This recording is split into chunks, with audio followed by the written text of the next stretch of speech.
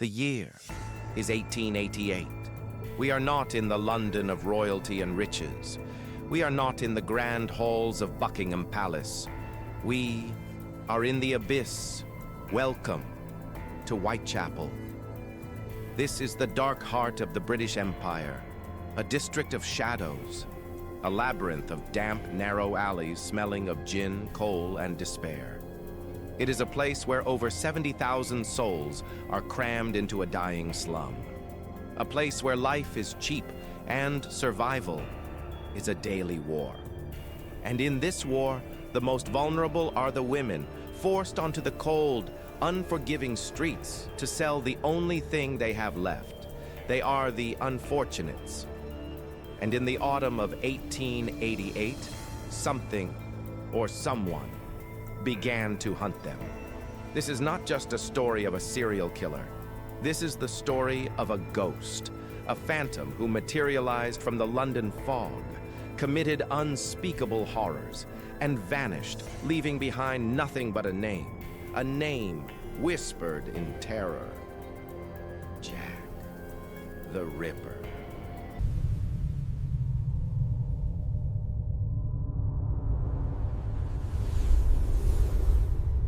It begins on August 31st. Mary Ann Nichols, known as Polly, 43 years old, a life of hardship. She was last seen trying to earn enough pennies for a bed in a common lodging house.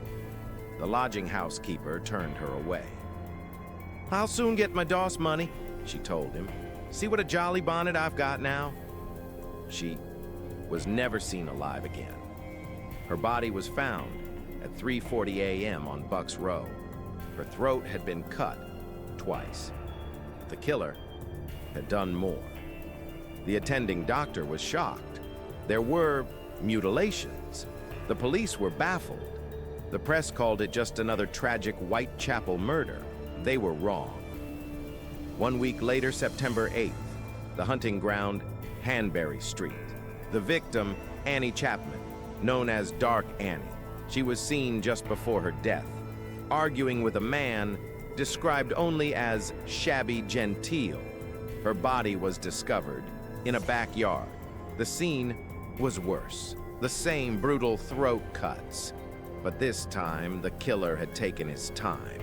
The mutilations were more severe, but more surgical. Her uterus had been removed. With chilling precision, panic begins to seep into the streets.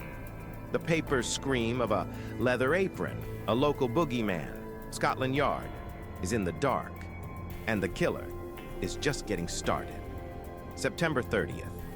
This is the night the killer becomes a legend. This is the double event. First, Elizabeth Stride found in Berner Street. Her throat was cut, but there were no other injuries. A witness, Louis Deemschutz, entered the yard with his pony, and the animal shied.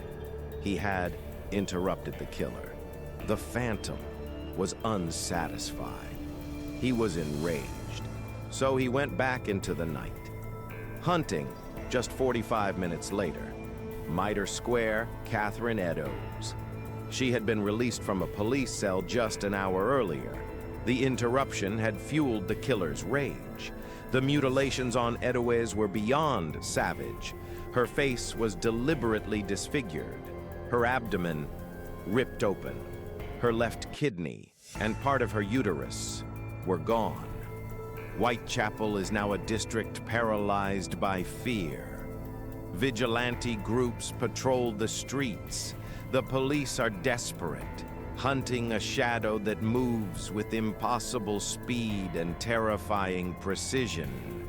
They are hunting a man who seems to be more than human. The killer was not just a butcher. He was an artist, a performer, and he wanted an audience. The letters began to arrive, hundreds of them.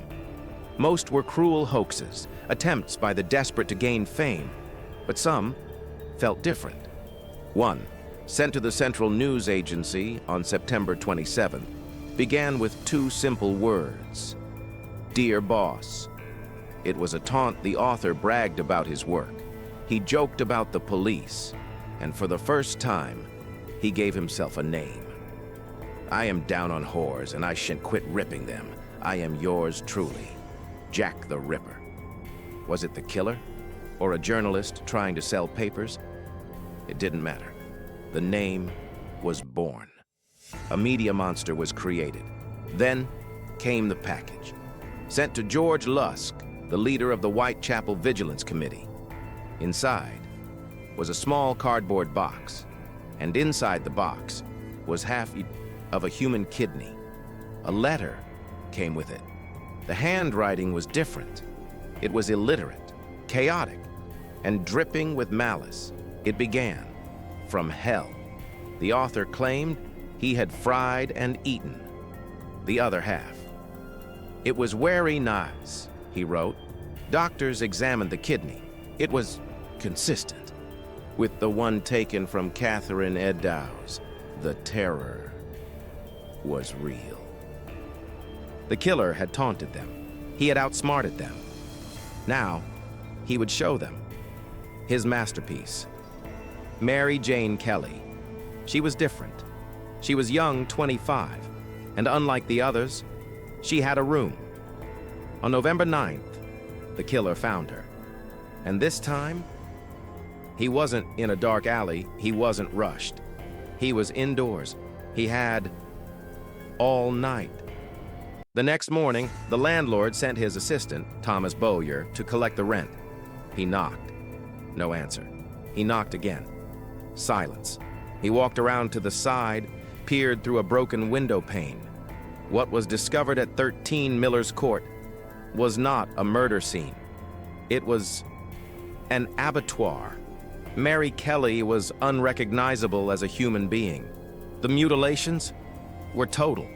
Her face hacked away, her body dissected, her organs placed around the room. Her heart was missing. It was an act of pure, incomprehensible rage.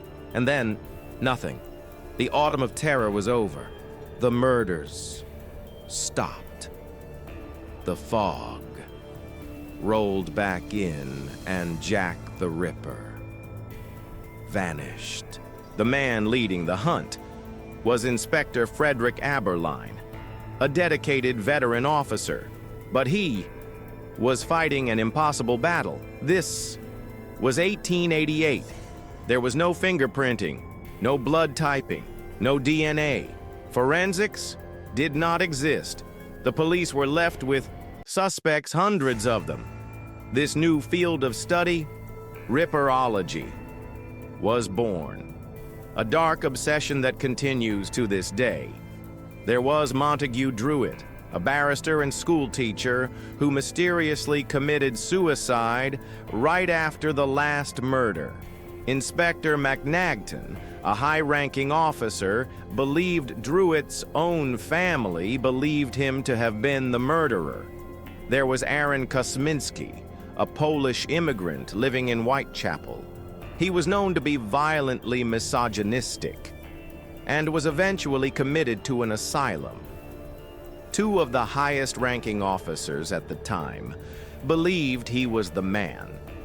There was George Chapman, another Polish immigrant, who would later be hanged for poisoning 3 of his wives. Inspector Aberline himself believed Chapman was the Ripper. But the list goes on. There was Dr. Francis Tumblety, a notorious American quack doctor who was in London at the time. He hated women and fled back to America right as the murders stopped. And then there is the royal conspiracy. Prince Albert Victor Eddy, the grandson of Queen Victoria and second in line to the throne, a man known for his unstable and decadent lifestyle. Was it possible? A royal prince stalking the alleys of Whitechapel? Was the entire investigation a cover-up to protect the crown? Or was the killer not a Jack, but a Jill? Some believed only a woman, perhaps a midwife, could have moved through Whitechapel, covered in blood, without raising suspicion, doctors, butchers, madmen, princes, all of them led to dead ends. In the end, we are left where we started, in the dark. Why, after more than a century, are we still obsessed? Because Jack the Ripper was more than a man. He was a perfect storm of elements, a city too big to police, a press hungry for blood, a population too poor to be safe. He didn't just commit murder, he created the modern media monster. We never caught him. He was never unmasked. He got away with it.